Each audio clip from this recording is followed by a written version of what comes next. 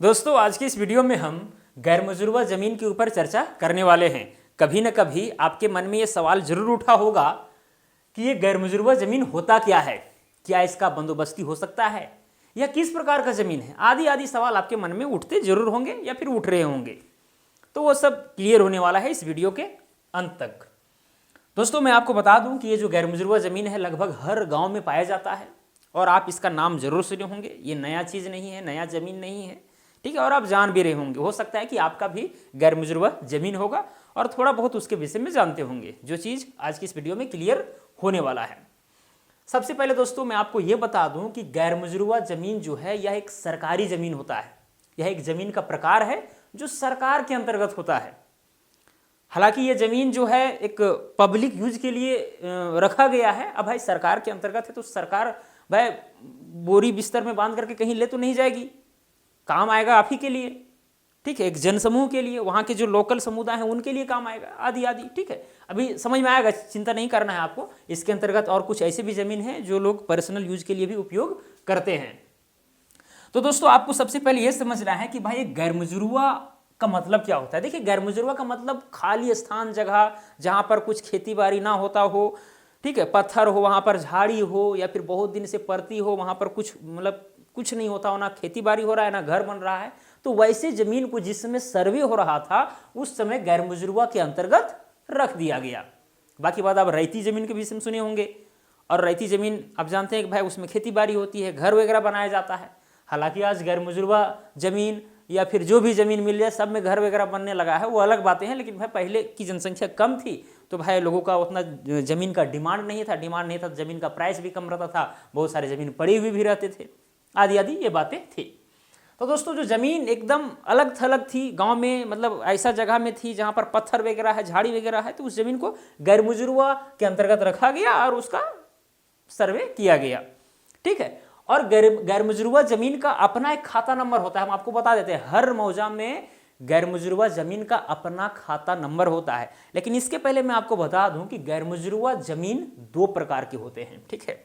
उस चीज को यहां पर लिख देते हैं ताकि आपको चीजें समझ में आ सके बारीकी के साथ। एक होता है गैर मजरुआ आम, गैर मजरुआ आम, और दूसरा होता है गैर मजरुआ खास। ये दो प्रकार के हो गए, ओके। गैर मुजरुआ आम के लिए खाता होगा, ठीक है, मतलब कि एक नंबर होगा। भाई हर रैयत का एक मौजा में क्या होता है, एक खाता नंबर होता है, और उस खाता नंबर के अंतर्गत जो है बहुत सारे प्लॉट रहते हैं, 2-3 प्लॉट या फिर एक ही प्लॉट हो सकता है। जिस तरह से बैंक अकाउंट में आपका पैसा वगैरह रहता है, उसी तरह से हर रैयत को मौजा में खाता नंबर दिया जाता है, और उसी खाता नंबर के अंतर्गत में जितने भी प्लॉट हैं उसके नाम से वो सब दर्ज होता है और उसके सारे ब्यौरा लिखे रहते हैं, ठीक है। ये सब बातें आप समझ रहे होंगे।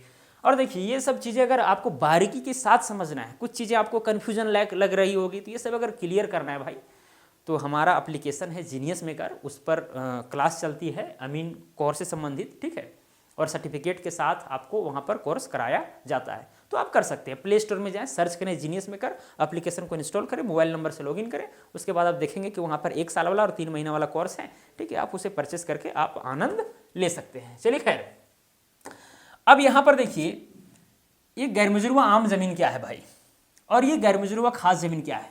सबसे पहली बात कि भाई हम लोग जानते हैं गैर मुजरुआ जो जमीन है वो सरकार के अंतर्गत है, तो भाई अगर इसी के टाइप है ये दोनों तो सरकार के ही होंगे, ये सिंपल सी फंडा है।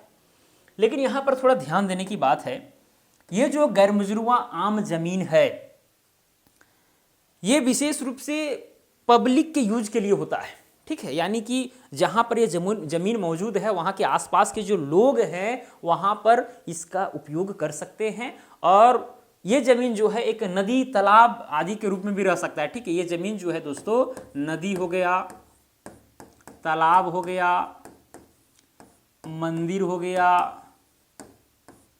मस्जिद हो गया, शमशान घाट हो गया, या कब्रिस्तान हो गया,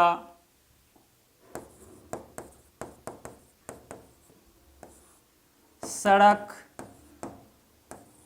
आदि, ठीक है, बहुत सारे ऐसे, या फिर बाजार हाट मेला वगैरह जहाँ पर लगता है, तो वो सब जमीन जो है गैर मजरूआ आम जमीन के अंतर्गत आता है, ठीक है। जहाँ पर नदी है, तालाब है, मंदिर है, मस्जिद है, शमशान घाट है, कब्रिस्तान है, सड़क है, और साथ में जहाँ पर बाजार वगैरह लगते हो, मतलब जो सार्वजनिक यूज के लिए प्रयोग की जाती हो, उसको हम लोग गैर मजरूआ आम जमीन कहेंगे। और इसका कोई विशेष मालिक नहीं होता है, किसी के अधीन में ये जमीन नहीं होता है, किसी व्यक्ति विशेष के अधीन में ये जमीन नहीं होता है।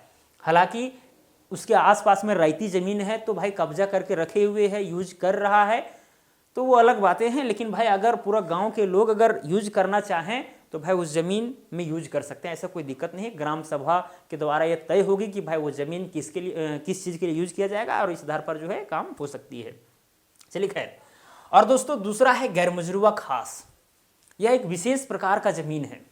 देखिए हम आपको बता देते हैं कि 1950 से पहले जो है जमींदारी प्रथा थी, और जमींदारी प्रथा में हर मौजा में एक जमींदार होता था या 2-3 जमींदार रहते थे, और जितने भी जमीन हैं सबका वह समझिए एक तरह से मालिक रहते थे, ठीक है। मतलब वहाँ लगान वसूला और साथ में सरकार को फिर वसूल करके टैक्स पे करते थे। जैसे कि आज सर्कल ऑफिसर होता है, ब्लॉक में सर्कल ऑफिसर, सीओ साहब, उसी टाइप का जमींदार रहते थे, ठीक है। जमींदार के जगह पर ही सीओ को नियुक्त की थी सरकार ने, यह बात आपको ध्यान में रखना चाहिए आज़ादी के बाद, क्लियर। और जमींदारों से जो है जितने भी जमीन थे उनके पास सारे जमीन को सुपुर्द करवाया गया सरकार के पास। हालांकि उसके लिए भाई उसको क्षतिपूर्ति भी जमीन वगैरह और दिया गया, ऐसा बात नहीं है।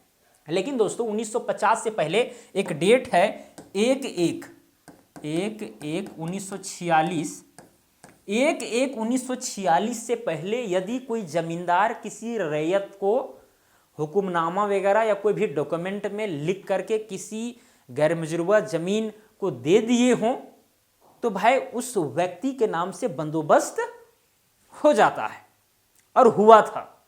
अगर 1/1/1946 से पहले अगर कोई जमींदार किसी रैयत को अगर जमीन लिख करके दे दिए कि फलाना जमीन जो है तुम रख लो, भाई जमींदार लोग को भाई बहुत लोग सेवा मेहनत करते थे, तो उस नाम पे जो है सो जमींदार सब दे देते थे कि जाओ वो वाला तुम खेत जोतो, ठीक है। और हुक्मनामा जिसको कहते हैं पेपर में लिख करके, यानी कि आपके यहाँ वो डॉक्यूमेंट अलग तरह से पुकारा जाता हो, अलग बात हो, लेकिन एक डॉक्यूमेंट में लिख करके दिया जाता था।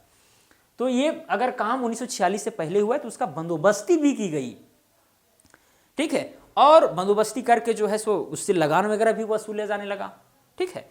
और यह एक विशेष व्यक्ति के नाम से होने लगा, ठीक है। तो उसी को हम लोग कहते हैं गैर मजरूआ खास जमीन। ये किसी खास व्यक्ति के होता है, ठीक है।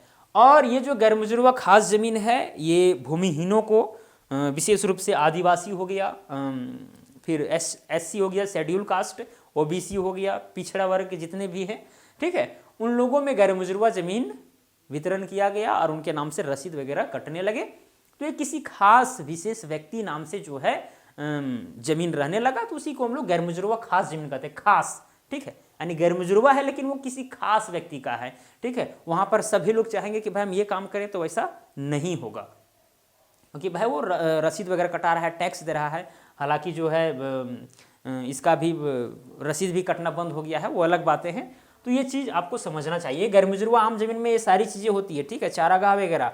और गैर मजरूआ खास जमीन में क्या होता है, किसी खास विशेष व्यक्ति का होता है। और इसका क्या है, इसमें खलिहान वगैरह या फिर जो कुछ भी अगर वो आदमी करना चाहे घर वगैरह भी बना सकता है, ऐसा कोई बात नहीं है।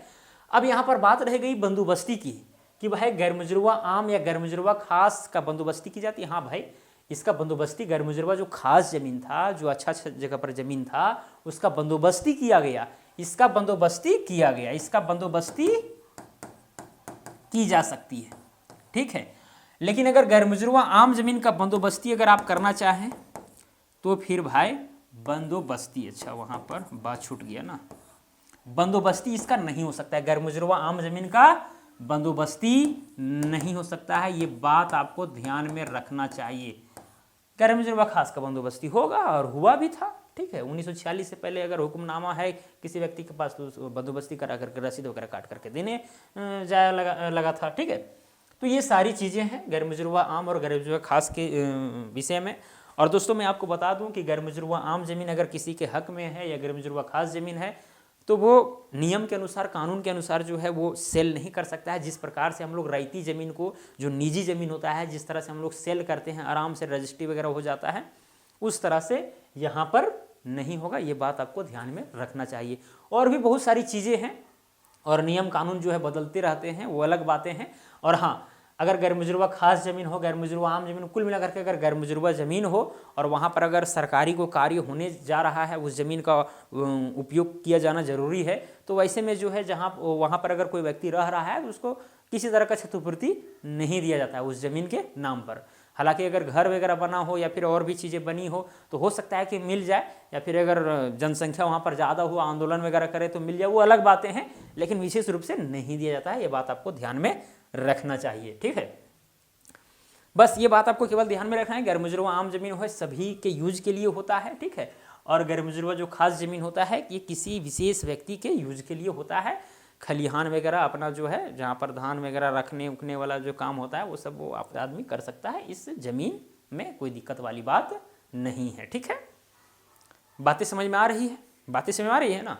तो ये सारी चीज़ें हैं। अगर आपको और भी डीप से सारा चीज़ समझना है तो फिर आप हमारे कोर्स में ज्वाइन कर सकते हैं और समझ सकते हैं। हर चीज़ एक ही वीडियो में आपको कहाँ मिलेगा, ठीक है। बूंद बूंद से घड़ा भरता है, ये बात आपको ध्यान में रखना चाहिए। तो चलिए दोस्तों, आज के लिए इतना ही। अब मिलेंगे अगला वीडियो में। जय हिंद, वंदे मातरम।